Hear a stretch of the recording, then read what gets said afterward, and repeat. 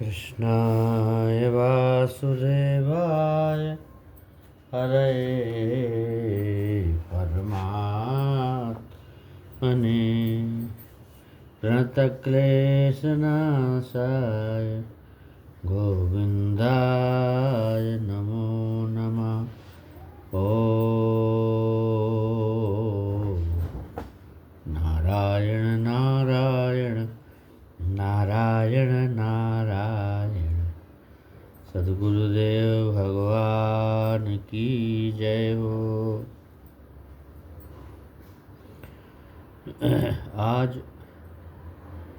तीर्थ कितने प्रकार के हैं ये इस पर चर्चा होगी। तीर्थ 3 प्रकार के माने गए: जंगम, मानस, अस्थावर। 3 प्रकार के तीर्थ। अब जंगम तीर्थ में क्या आता है? स्वधर्म पर आरूढ़ आदर्श ब्राह्मण और संत महात्मा, ये जंगम तीर्थ। मानस तीर्थ क्या है? मानस तीर्थ है सत्य, क्षमा, इंद्रिय निग्रह, प्राणी मात्र पर दया, ऋजुता, दान, मनोनिग्रह, संतोष, ब्रह्मचर्य, प्रिय भाषण, विवेक, धृति और तपस्या। इन सारे तीर्थों से भी मन की परम विशुद्धि ही सबसे पुनीत श्रेष्ठ तीर्थ है। अस्थावर तीर्थ क्या है? जैसे पृथ्वी के असंख्य पवित्र स्थान और सागर, नदियाँ, सरोवर, कूप और जलाशय आदि आदि। स्थावर तीर्थों में प्रधान तीर्थ हैं, जैसे प्रयाग हो गया, तीर्थराज प्रयाग, पुष्कर, नैमिषारण्य, कुरुक्षेत्र, द्वारका, उज्जैन, अयोध्या, मथुरा, हरिद्वार, जगदीशपुरी, काशी, कांची, बद्रिकाश्रम, श्रीशैल, सिंधु सागर, संगम, सेतुबंध, गंगा सागर, गंगा, यमुना, सरस्वती, गोदावरी, गोमती, नर्मदा, सरयू, कावेरी, मंदाकिनी और कृष्णा, ये नदियां प्रधान हैं और ये तीर्थ क्षेत्र। तो तीर्थों की इतनी महिमा इसलिए है कि वहाँ महान पवित्रात्मा, भगवत प्राप्त महापुरुषों और संतों ने निवास किया, या श्री भगवान ने किसी भी रूप में कभी प्रकट होकर उन्हें अपना लीला क्षेत्र बनाया और महान मंगलमय कर दिया उस जगह। भगवान के स्वरूप का साक्षात्कार किए हुए भगवत प्रेमी महात्मा स्वयं तीर्थ रूप होते हैं। उनके हृदय में भगवान सदा प्रकट रहते हैं, इसलिए वे जिस स्थान में जाते वही तीर्थ बन जाता। तो तीर्थ यात्रा क्यों करते हैं लोग? तीर्थ यात्रा का उद्देश्य ही है कि अंतःकरण की शुद्धि और उसके फलस्वरूप मानव जीवन का चरम और परम ध्येय क्या? भगवत प्राप्ति। तो केवल भगवत तीर्थ से ही उसका परम फल प्राप्त हो जाता क्या? तो तीर्थ सेवन का परम फल उन्हीं को मिलता है जो विधि पूर्वक वहाँ जाते हैं और तीर्थों के नियमों का सावधानी श्रद्धा के साथ सुखपूर्वक उस तीर्थ क्षेत्र का और तीर्थ का पालन करते हैं। अब तीर्थ में कैसे रहो तो फल प्राप्त होता है?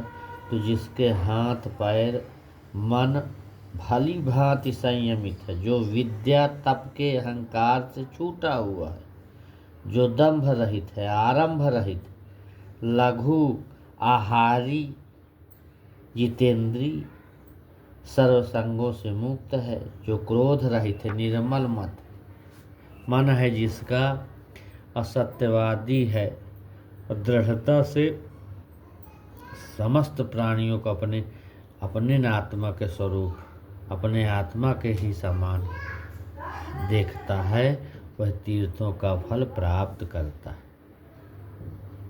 तो कहते हैं कि तीर्थ सेवन करने से, ये साधनों से क्या फल मिलता है?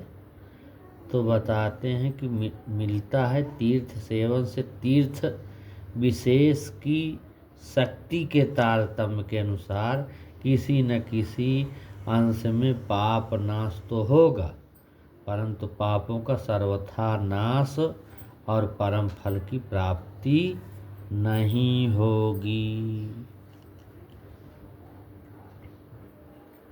तीर्थों से लौकिक थोड़ा लाभ समझ लीजिए कि हिंदुओं के, सनातनियों के पवित्र तीर्थ हिंदू संस्कृति की रक्षा और विभिन्न प्रदेशों में रहने वाले विभिन्न भाषा भाषी नर नारियों को एकता के पवित्र सूत्र में बांध रखने के लिए परम उपयोगी साधन है, श्रेष्ठ अच्छा उपाय है। तीर्थों को पतित पावन क्यों कहा गया? कि तीर्थ इसलिए पतित पावन है कि इनमें भगवान के प्यारे प्यारे संतों का निवास है। तीर्थ में जाकर अगर कुछ लोग पाप भी कमाते हैं, तो जो लोग तीर्थ काक होते हैं, तीर्थों में जाकर भी इधर उधर गंदे विषयों पर ही मन चलाते हैं और उन्हीं की खोज में अटकते रहते हैं, वे तो पूरा पाप कमाते हैं और इससे उन्हें दुस्तर नरकों की प्राप्ति होती है, भयंकर नरक प्राप्त होता है। तो तीर्थ में किए हुए पाप का नाश पवित्र होकर दीर्घकालीन तीर्थ सेवन से या भगवान के निष्काम भजन से होता है।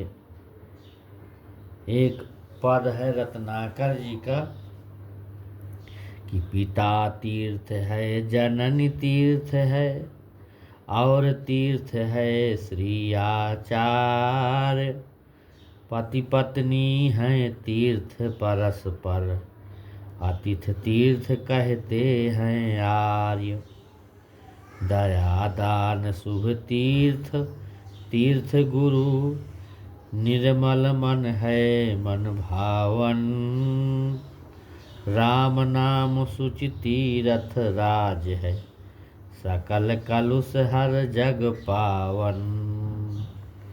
इस प्रकार से तीर्थ का महत्व पर हमने थोड़ा सा प्रकाश डाला, आप सुन कर के लाभ प्राप्त करेंगे। ओम शांति शांति शांति शांति। ओम।